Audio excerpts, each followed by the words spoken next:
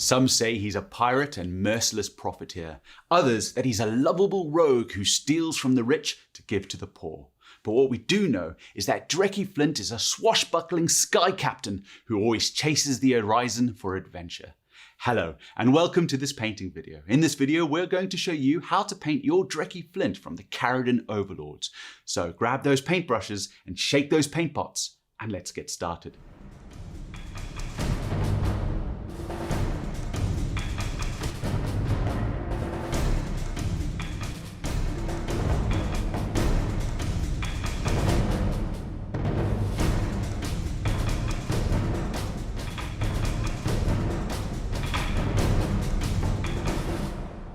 The first thing that we need to do is undercoat the model, and for this we've used Mechanicus Standard Grey Spray. We've also broken the model into two sub-assemblies as you can see here. This will make it really easy for us to paint going forward.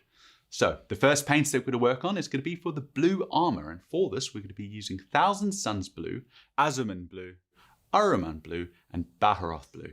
So let's get some Thousand Suns Blue onto the palette. So what I'm going to do is get a couple of dollops of Thousand Suns Blue, put it onto my palette. Another one there. Let's get some water just to thin it out. Yeah, a little bit more water. Yeah, I'm happy with that there. And then getting my brush to a nice sharp point. And then what I'm going to do is start picking out all the areas that I want to be blue. So it's just painting between the shoulder pads here and then going around the model, picking out all the blue armor. If you get lost where that is, just remember to check the box art. Just remember to keep the paint nice and thin, and when it's dry, come back and do a second thin coat. Don't worry about being too messy at this point, because you will be painting over all those other details later.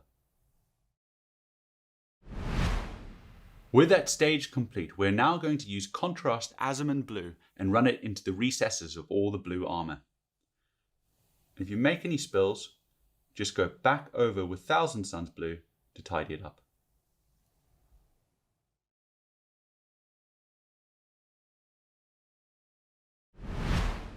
With the recesses complete, we are now going to use Ahriman Blue as our first edge highlight, just using the edge of the brush and gliding it over all the edges of the armor. Now that we have completed that first edge highlight, we're going to use Baharoth Blue as a second stage edge highlight, just to paint within the lines of the first stage. Just take your time when doing this, and if you make any mistakes, you can tidy back up with Ahriman Blue.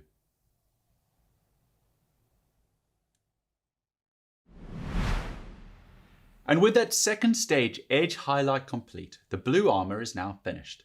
What we need to focus on next is doing the undersuit, and for this we're going to be using Zandri Dust, Agrax Earthshade, Zandri Dust again as a layer, and then finally Ushabti Bone as a highlight. So what we need to do is get some Zandri Dust onto our palette. So I'm just going to get a couple of dollops of Zandri Dust, just putting it onto the palette. Another one there. A little bit of water. Just thin it out like that, getting it to a nice neat point and getting off all the excess. So we're just going to use Zandri Dust to pick out all the areas of the undersuit. Just take your time when doing this, and if you get lost where it is, remember to check the box art. Also, just be sure to be neat around any of the blue armor areas. With the undersuit blocked in, we are now going to add some shading using Agrax Earthshade. And you're just looking to apply this all over the undersuit. If you find it pooling anywhere, just dry off your brush and soak up the Agrax Earthshade with the dry bristles. Now that the Agrax Earthshade is dry, the next thing that we need to do is layer back over all the areas using Zandri Dust just to bring the color up again, leaving the Agrax Earthshade in the recesses.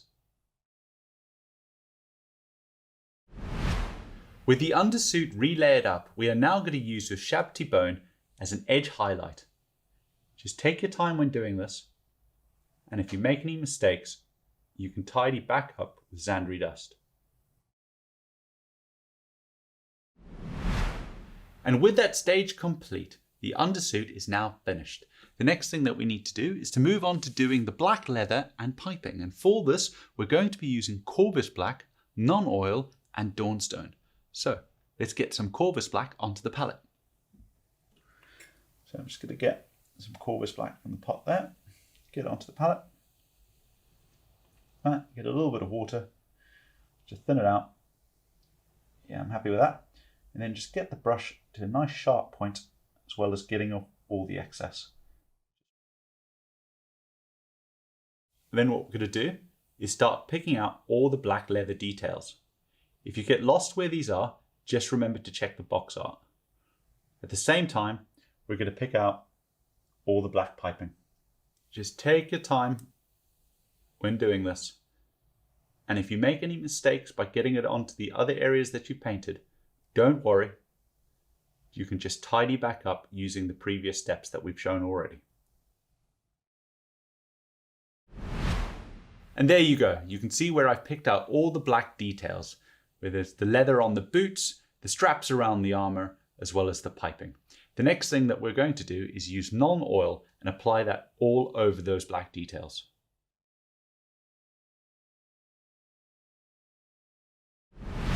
Now that the non-oil is dry, we are going to use Dawnstone to highlight the black leather as well as the black piping. As you can see here, I'm just using the edge of my brush to do so. Just take your time and glide the brush over the raised edges. And with that stage complete, all the black leather details are now finished. The next thing that we need to do is focus on doing the brown leather details. And for this, we're going to be using Rhinoxide, non-oil, Doomball Brown, and Tuscaur Fur.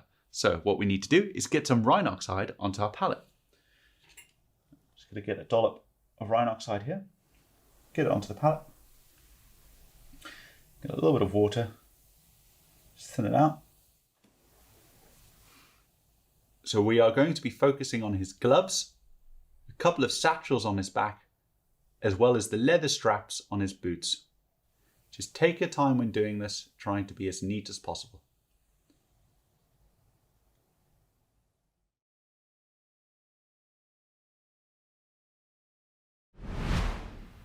With the brown leather now blocked in, we're going to shade it using non-oil.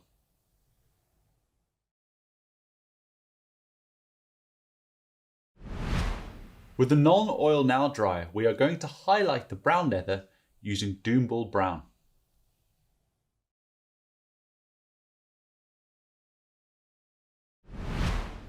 With the Doomball Brown applied, we are now going to use Tuscaur Fur as a second edge highlight. Just paint it within the lines of the first, picking out the most raised areas of all the brown leather. What this will do is add some really nice detail to the model. Just take your time when doing this, and if you make any mistakes, you can tidy back up using Doomball Brown. And with that second edge highlight complete on the brown leather, all our brown leather details are now finished. What we're going to focus on next is doing the gold metallics, and for this we're going to use Balthazar Gold, Agrax Earthshade, Gehenna's Gold, and Runefang Steel. So we need to get some Balthazar Gold onto the palette. And I'm just going to take a couple of dollops here of Balthazar Gold, get it onto the palette, a little bit of water just to thin it out, getting the brush to a nice neat point, and then just start picking out all the areas that you want to be gold. Just take your time when doing this, remember to keep the paint moving. If you get lost where any of these areas are, just check the box art.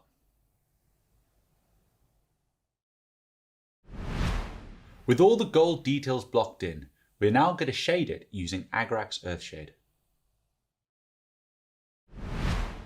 Now that the Agrax Earthshade has dried, we are going to use Gehenna's Gold as a layer over all the raised details.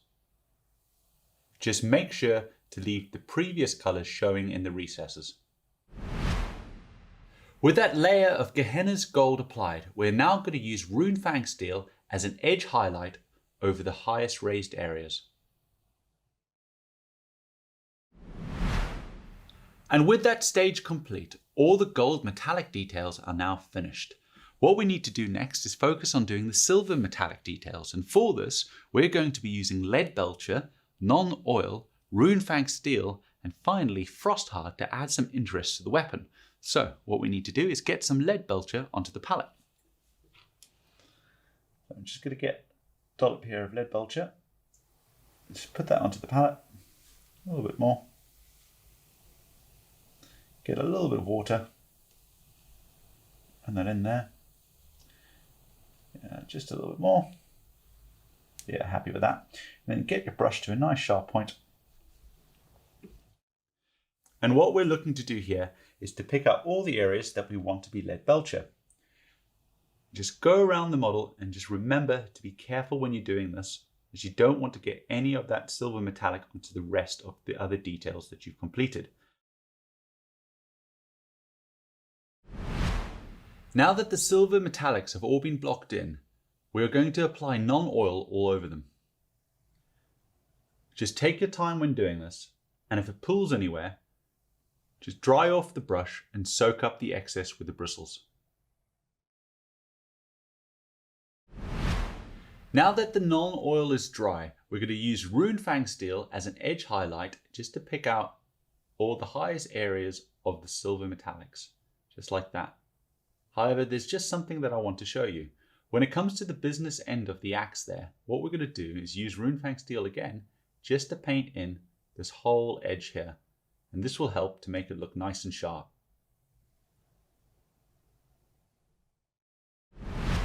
With that stage complete, you can see how we've added some really nice interest to all the silver work, as well as making the axe blade look nice and sharp.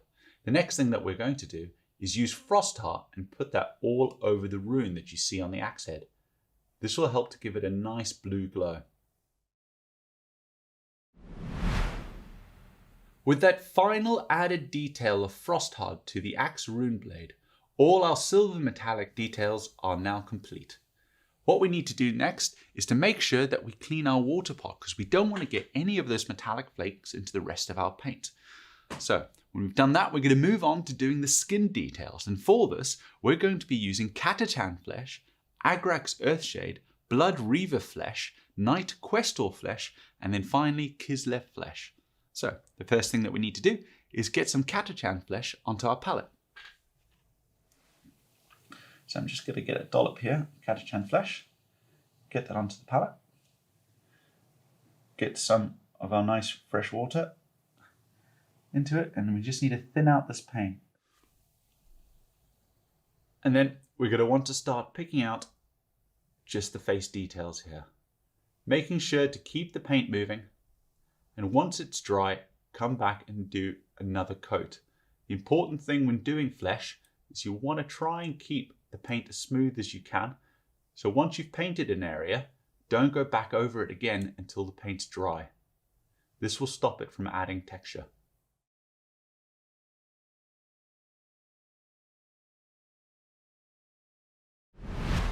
Now that we have a nice strong undercoat for the skin, we're going to use Agrax Earthshade and apply it all over it.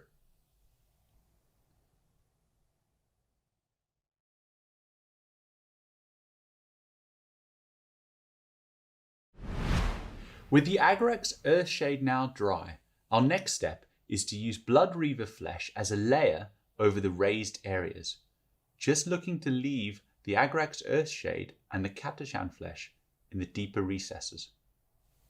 This will help to build up the color going forward. Just take your time when doing this, and remember to try and avoid painting over the same area again until it's dry. So with that stage complete, we're now going to use Night Questor flesh to start picking out the raised details of the face, making sure to leave the previous layer in the recesses. So I'm just picking out a scar, then I'll focus on doing the nose, and the eyebrows, the cheeks, just all the areas that naturally catch all the light.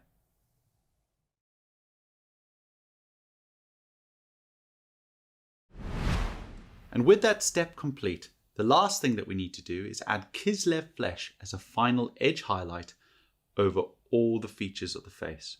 making sure to keep the previous steps just visible underneath it. This will help to make the features of the face pop out a bit.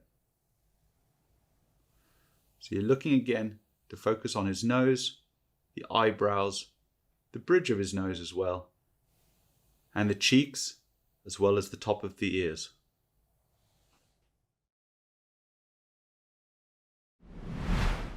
And with that stage complete, our skin details are now finished. All that's left to do are the eyes, which we'll do in the next stage. And this next stage, we're going to be focusing on doing the whites. And for this, we're going to need Celestra Grey, Apothecary White, Ulthuan Grey, White Scar, as well as Corvus Black for the pupils. So, the first thing that we need to do is get some Celestra Grey onto the palette. Get a dollop here. Start getting it onto my palette there. Maybe just a little bit more. Get some water just to thin it out. Yeah, happy with that. And get my brush to a nice neat point by rolling it as we have been doing. And then what we're looking to do is picking out all the details that we want to be white. So just going around on the armor and picking out all the insignia that needs to be white. So that's going to be on the shoulder pad, as well as the knee pad, and on his vambraces, and then finally his beard. Just take your time when doing this and try not to get any of the Celestra Grey on the rest of our paintwork. However, if you do, just tidy up with the previous layers that we've done. If you get lost where all the white armor details are, just remember to check the box art to help you.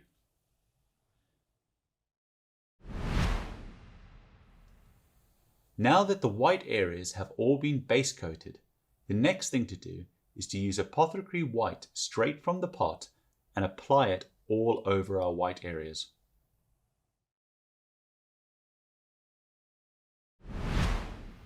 With that stage complete, we're now going to use Ulthuan Grey as our first stage edge highlight, making sure to leave the darker paint in the recesses. Just take your time when doing this. And if you make any mistakes, tidy back up with Celestra Grey and then apply Apothecary White over it.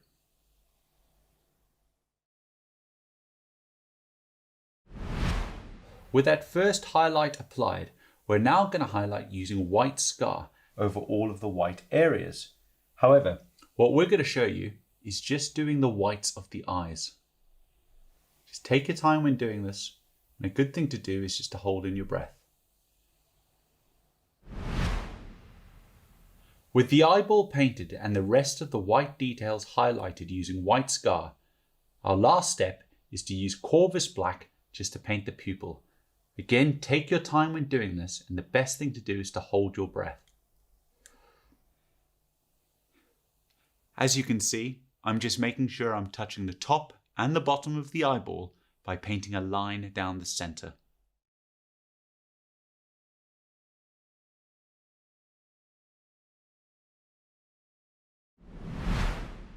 And there we go.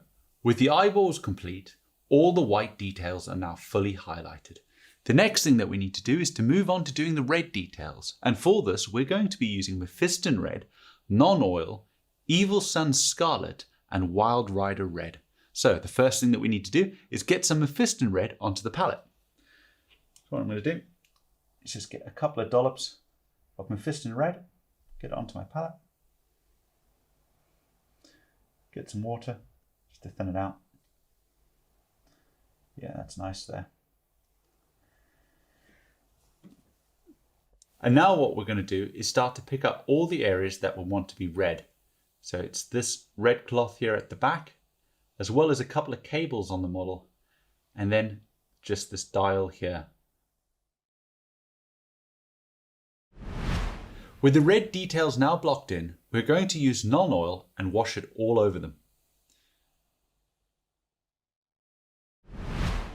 With the shade now dry, the next thing that we need to do is apply our first stage highlight. And for this, we're going to be using Evil Sun Scarlet. As you can see, I'm just using the side of my brush, just dragging it over the raised areas. With that first highlight applied, we're now going to use Wild Rider Red as a second stage edge highlight and just picking out just some little details. So you're looking for the sharpest edges. So where I've got one here, down here at the bottom, and then just at the top. And you're just looking to brighten up just a little bit. And there we go. With that second stage edge highlight complete, all the red details are now finished. What we need to do next is move on to doing the tentacle that can be found on his base. And for this, we're going to use Pink Horror as a base layer, then moving into Berserker Bloodshade, and using Pink Horror as a layer, then using Emperor's Children, and finally Kislev Flesh. So what we need to do is get some Pink Horror onto the palette. So I'm going to get a dollop here, put it onto the palette. Another dollop. And get some water into that. And then what we want to do is just cover the whole tentacle with Pink Horror. Now this is going to take a few layers to do, so don't be afraid, just to keep the paint moving. And when it's fully dry, just do another layer. You might need to do 2 or 3 just to build up really good coverage.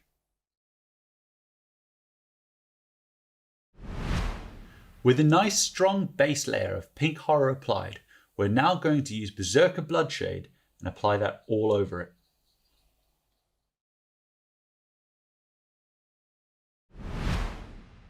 Now that the Berserker Bloodshade is dry, we're going to use Pink Horror again as a layer, painting over all the raised details, leaving the Berserker Bloodshade in the recesses. With the tentacle relayered using Pink Horror, we are now going to use Emperor's Children and apply that over it, just making sure to leave the Pink Horror in the recesses.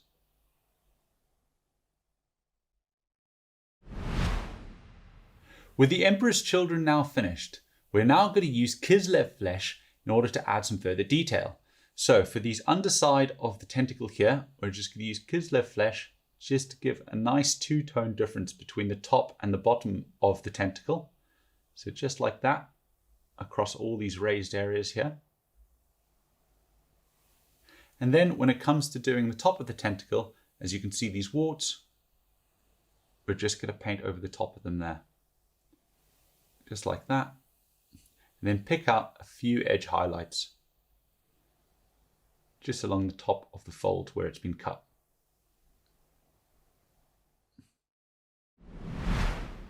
And with the Kislev Flesh applied, the tentacle is now complete. What we need to do next is focus on doing the base, and for this we're going to be using Armageddon Dunes, Agrax Earthshade, Dawnstone, finally Ushabti Bone. So what we need to do first is get some Armageddon Dunes onto our texture tool.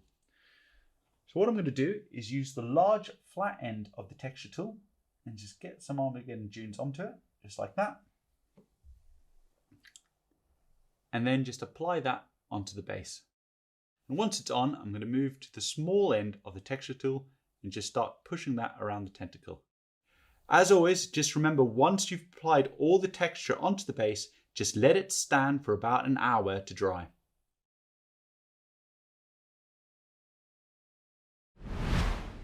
So while you wait for the texture paint to dry, this is a good time to paint the rock that Drecky Flint is stood on. So for this, we're going to be using Dawnstone. Just take your time when doing this. Make sure not to get any of the Dawnstone onto the details that we've already painted. Now that the texture is dried, the next thing that we need to do is apply Agrax Earthshade all over it. Don't forget to also put it on the rock that Drecky Flint has stood on.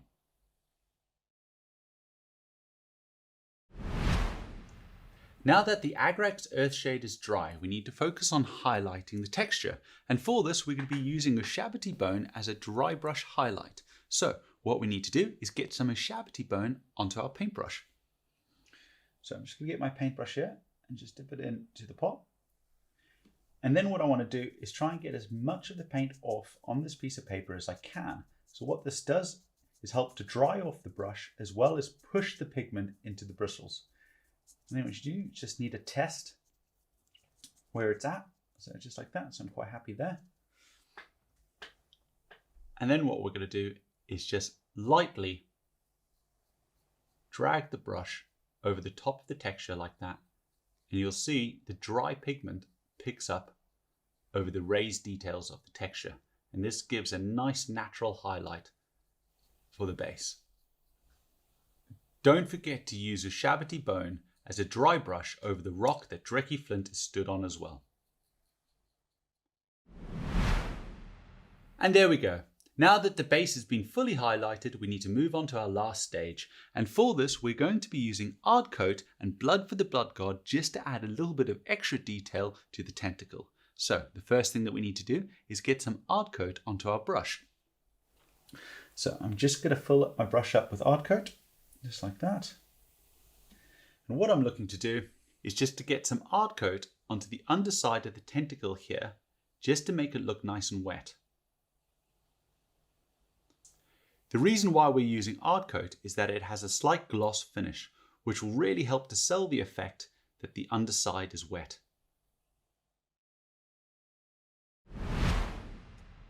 And with that stage complete, all that's left to do is to apply Blood for the Blood God over the wound. So what I'm looking to do here is just to apply it all over the wound like that. Really covering it. Maybe adding a little bit of splutters over the top, just like that. As you can see, just applying it all over it, being quite liberal with the application. And then for just a bit of fun, I'm going to apply it onto the texture as well. So you can see where it's starting to pool all around it.